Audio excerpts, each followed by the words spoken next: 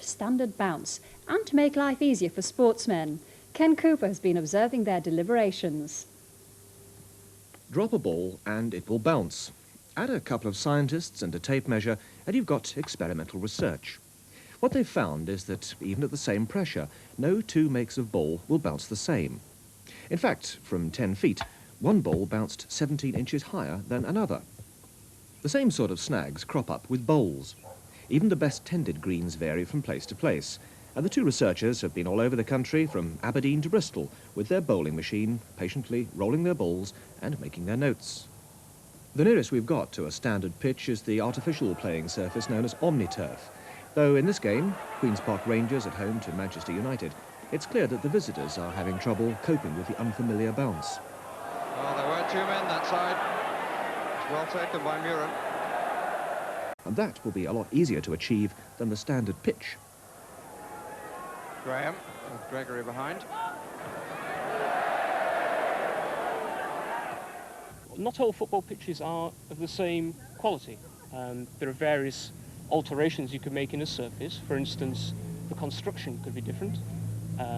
There are various types of construction which affect the playing quality of the pitch. For instance, you could have a completely sand-built football pitch, which would drain much quicker than one built in soil, or one with drains built through it. So it's a question of testing the different types of football pitches, the different constructions. And in the end, do you think better play? I hope so, yes, yes. And so the research goes on, funded by the Sports Council. But the standard pitch and the standard bounce are still at least 3 years away. Now on to cricket. Subject of artificial pitches and a proposed ban on the installation of them will be discussed at a meeting of league clubs in Birmingham tomorrow. Tony Gubber reports. Artificial pitches like Luton's could multiply to 14 if tomorrow's meeting of the chairman votes against a proposal that no more should be installed for 3 years. 10 clubs have already sought permission to follow Luton, Queen's Park Rangers, Preston and Oldham and install the synthetic surfaces which are opposed by so many of the game's leading First Division personalities. Indeed, even before tonight's result, Liverpool manager Kenny Dalglish had said they were only good for training. Everton's Howard Kendall says they have no pluses whatsoever. And never a man to pull his punches, Brian Clough just wants to see the back of them. But does an artificial surface produce, as some claim, artificial football? This week, Sports Night conducted 6 tests on the pitch at Luton. The tests are those recommended in this 1985 Winterbottom report on the use of artificial grass for association football.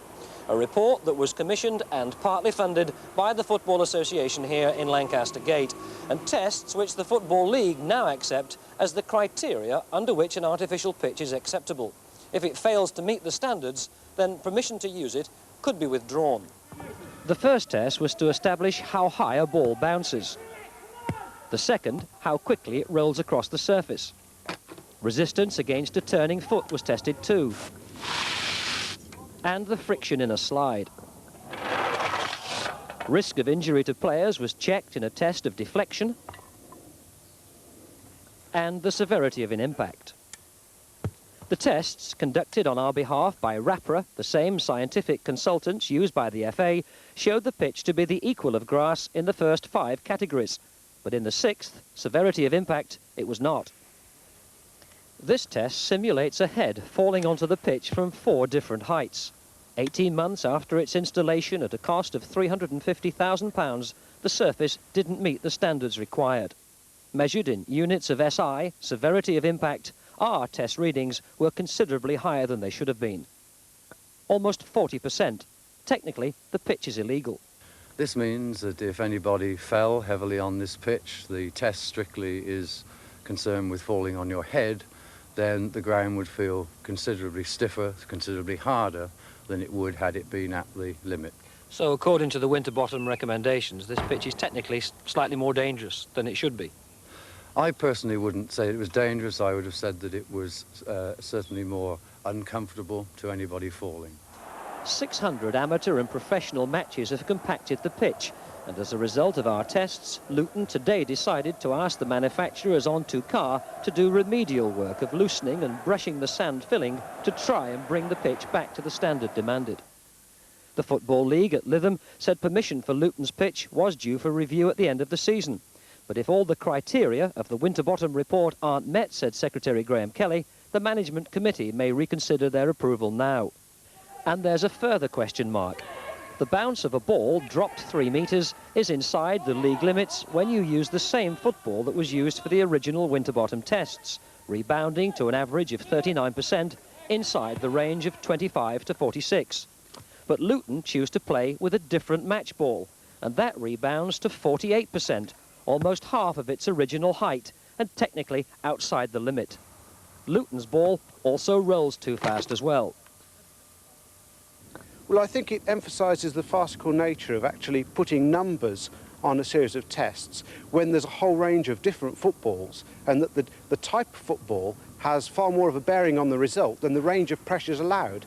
Maybe it's time for a standard football to be adopted. But there has to be a yardstick by which football's authorities make a decision about whether they want artificial pitches or not. At the moment, those are the criteria that they lay down. It all comes down to the ball that was used to determine how natural grass plays, because that's the yardstick, the way natural grass plays.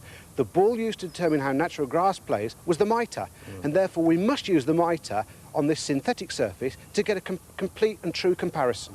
If I owned this particular pitch, I certainly would have chosen to have played with a ball which gave less bounce. The Football League have today asked Sports Night for the full results of our tests, tests which they have conceded are probably not severe enough. Indeed, the Football League tell us that in October last year, they met the representatives of the 5 major manufacturers of artificial surfaces to ask for their help in devising more scientific tests that would be stricter. Since then, nothing has happened.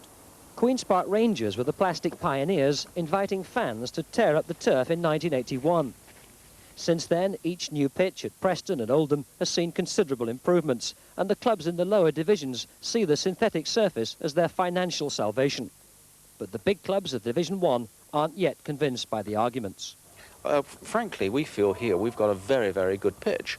We think we are 90% along the road to what almost will become the perfect surface. And if natural development is allowed to continue, as it did with undersoil heating, then I think over the next short period of time we will be 100% there. But without that development, I'm afraid we shall take a major step backwards.